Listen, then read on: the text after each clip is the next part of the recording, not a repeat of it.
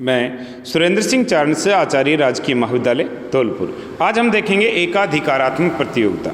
देखिए, एकाधिकारात्मक प्रतियोगिता है कि एकाधिकार और प्रतिस्पर्धा दोनों का समावेश होता है। तो ऐसी बाजार स्थिति जिसमें फर्मों की संख्या काफ़ी होती है और निर्बाध प्रवेश एवं बहिर्गमन होगा, किंतु इन फर्मों द्वारा उत्पादित वस्तुएं सजातीय एक जैसी नहीं होती। तो एकाधिकारात्मक प्रतिस्पर्धा शब्द में ही प्रकट होता है कि इसमें एकाधिकार और प्रतिस्पर्धा दोनों के तत्व एक साथ पाए जाते हैं। एकाधिकार इसलिए पाया जाता है कि इसमें कि प्रत्येक विक्रेता के अपने कुछ ग्राहक होते हैं, जैसे फर्म वस्तु विभेद के कारण थोड़ी ऊंची कीमतें लेने में भी समर्थ होती है। तथा प्रतिस्पर्धा का तत्व इसलिए पाया जाता है कि अनेक विक्रेता और इसलिए एक फर्म में अपनी वस्तु की कीमत का अधिक प्रभाव नहीं पड़ सकता।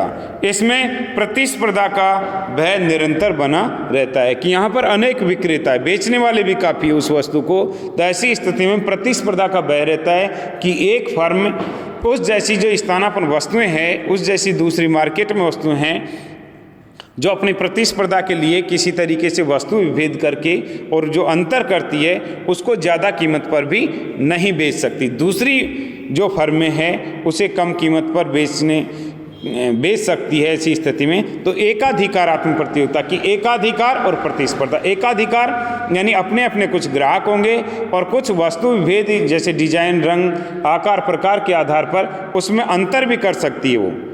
ठीक है। प्रतिस्पर्धा इसलिए पाई जाएगी कि उसमें उस जैसी वस्तुएं मार्केट में दूसरी भी उपलब्ध होगी।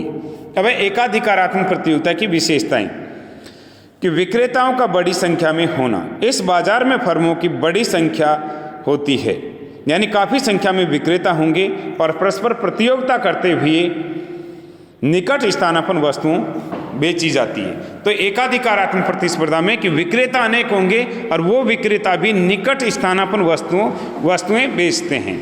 विभेदीकृत उत्पादन कि इस बाजार में वस्तु का नाम, आकार, रंग के आधार पर या गुण के आधार पर वस्तु विभेद किया जाता है। यानी प्रत्येक विक्रेता क्या करेगा, अपनी को किसी अलग अलग विभेदीकृत कर देता है। जैसे पुस्तक विक्रेता है कि डिलक्स संस्करण अलग करेगा, जो लाइब्रेरी वगैरह में सेल करने के लिए एक साधारण संस्करण अलग करेगा। साधारण संस्करण से जो डिलक्स संस्करण है उसकी कीमतों में काफ़ी अंतर रखा जाता है।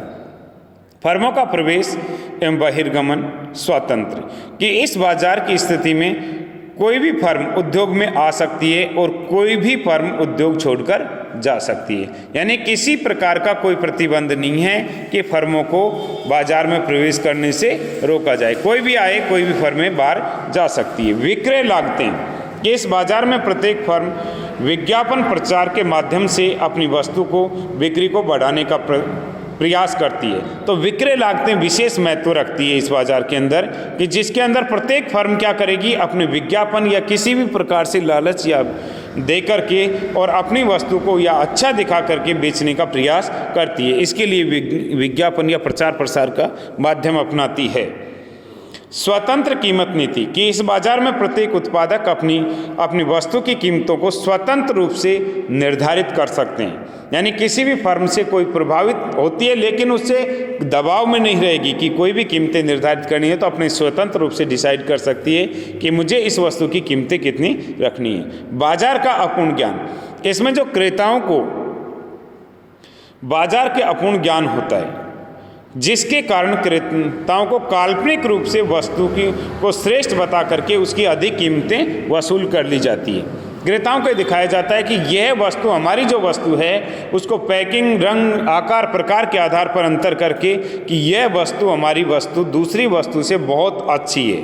तो पैकिंग, डिजाइन ऐसे बना करके यहाँ पर बाजार का अपूर्ण ज्ञान की वजह से वो क्रेता उस वस्तु की अधिक कीमत देने के लिए तैयार हो जाते हैं। गैर कीमत प्रतियोगिता, गैर कीमत प्रतियोगिता के अंतर्गत फर्में अलग तरीके की सुविधाएं उपलब्ध करवाती है कि जैसे टूट फूट की या मरम्मत की गारंटी देकर या बदलना, छूट देना, उपहार देना आदि करके अपने ग्राहकों को या क्रेताओं को आकर्षित करती है। तो उसमें ऑफर दे देता है कि 4 कुर्सियों के साथ 1 टेबल फ्री, या ये आइटम किसी आइटम को लेंगे तो उसके साथ दूसरा आइटम फ्री, 2 के साथ 1 फ्री। इस तरीके के ऑफर देके गैर मूल्य प्रतियोगिता, यानी कीमतों में कम नहीं करेंगे, उसके साथ किसी न किसी वस्तु को ऐड करके उसको गैर मूल्य प्रतियोगिता के आधार पर बेचने का प्रयास करते हैं। मांग वक्र की आकृति, ये एकाधिकार प्रतियोगिता में मांग वक्र की आकृति या अधिक लोचदार होता है। जैसे हमारे पास ये दे रखा है कि मांग वक्र इस तरीके से कि एकाधिकारी का डिमांड वक्र ये, पूर्ण प्रतियोगिता का डिमांड वक्र इस तरीके का।